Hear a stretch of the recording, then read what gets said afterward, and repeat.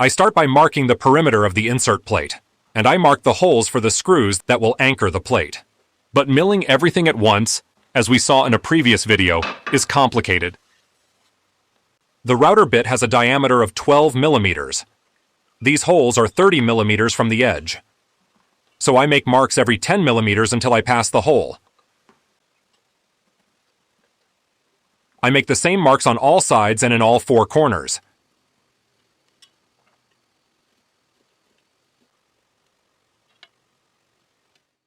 Then I join the lines drawing concentric rectangles.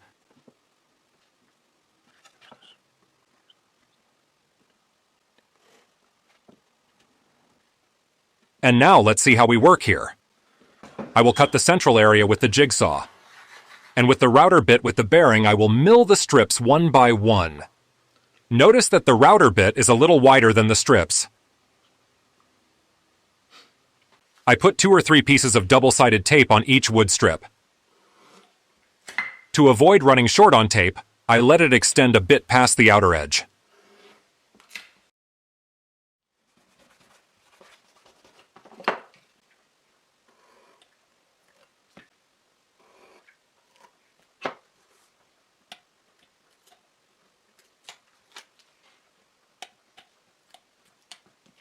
I forgot to cut the hole first.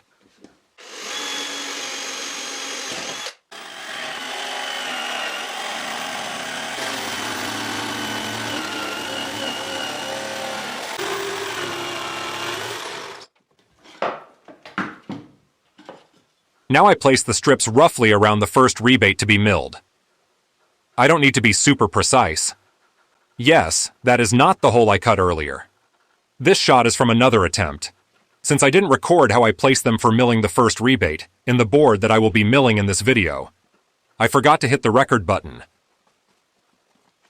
So I have this here. Wait a moment. Let me center the image in the camera. That's much better. I clamped the board with some clamps. I screwed the plate to the base of the router and attached the router bit. I still need to adjust the milling height.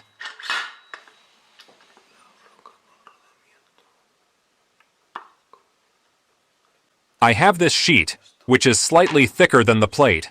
I want to mill a little deeper than the thickness of the plate. I place it under the insert plate and lower the bit until it touches the board. In a previous video, we saw a couple of other ways to adjust the height of the bit. And pay attention to this. Because I was more focused on the video than on what I was doing, you may have seen me grabbing the router like this. And the fingers should never be there, next to the hole in the base. It is also a good idea to cover the hole with the plastic guard. I am going to attach this one to which I connected the Shop Vax hose using some electrical tape. Now I cannot get my fingers in there. But I have to grab it like this. This way my fingers are always away from the hole. Some days, it's better not to go to the workshop. Well, I think it's good that this topic came up. So I grab it like this, and I will work with it like that. But first I install this. I need to position this hose towards the other side, so I can hold the palm router properly. And I had to change the position of the hose so it turns towards this side of the workbench. All right. Now I can work properly. And it seems the corrugated hose won't get caught on the edge of the workbench. The cord as well, towards that side. I'll go over here to plug it in. And come back over here to work. Vacuum. Router. Vroom, vroom. I try to keep the plate always resting on at least 2 strips. Since I cut the inner hole with rounded corners, on this first milling pass, I need to go back over the corners.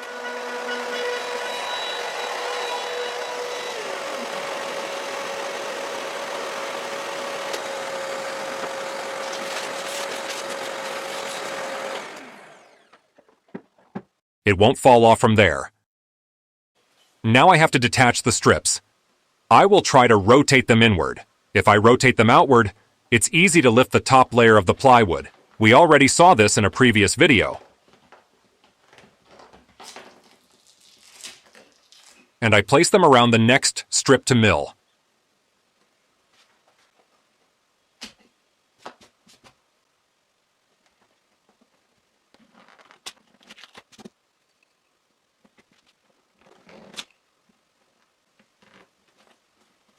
There's a gap there because I should not press the first wood strip yet.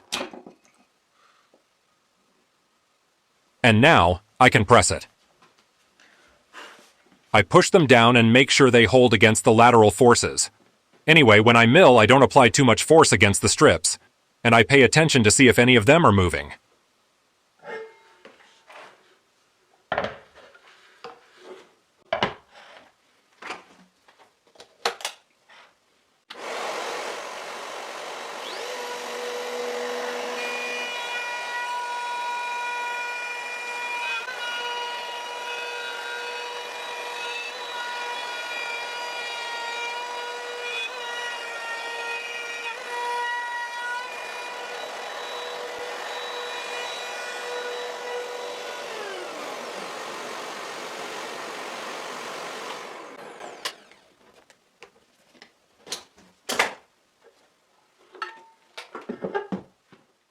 Next one.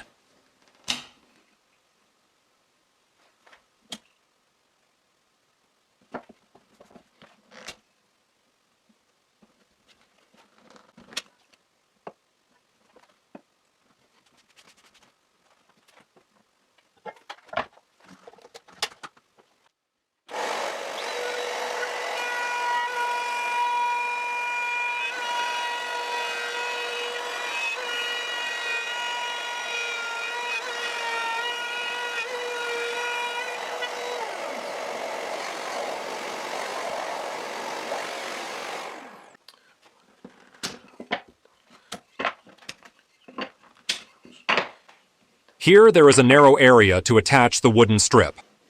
I have to make sure all the wood strips will be well secured. For this final milling pass, I'm going to remove all the pieces of double-sided tape and put on some clean ones.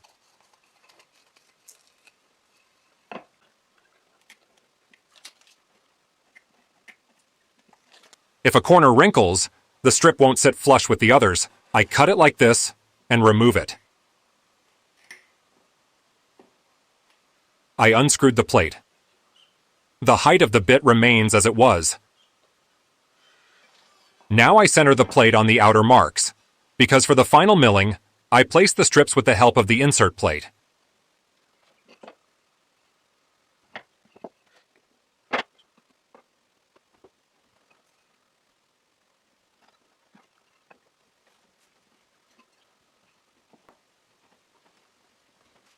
I make sure they hold up against lateral forces. This way, I can mill a final recess with a very precise size.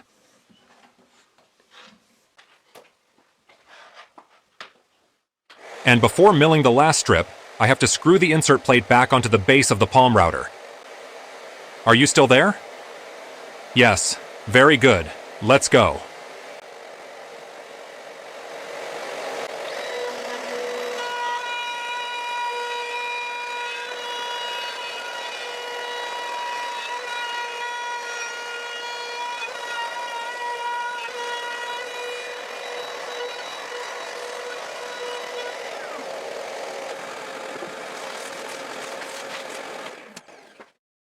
Remember that I try to rotate them inward, especially after the last milling pass, although sometimes they are a bit hard to detach.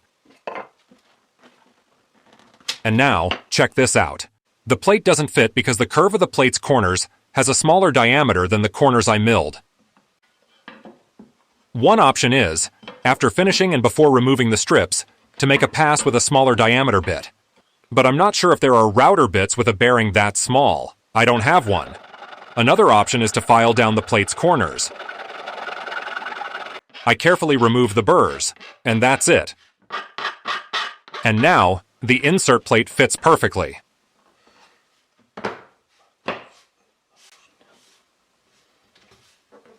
I'll leave it here. And in the next video we will finish making this router table easily.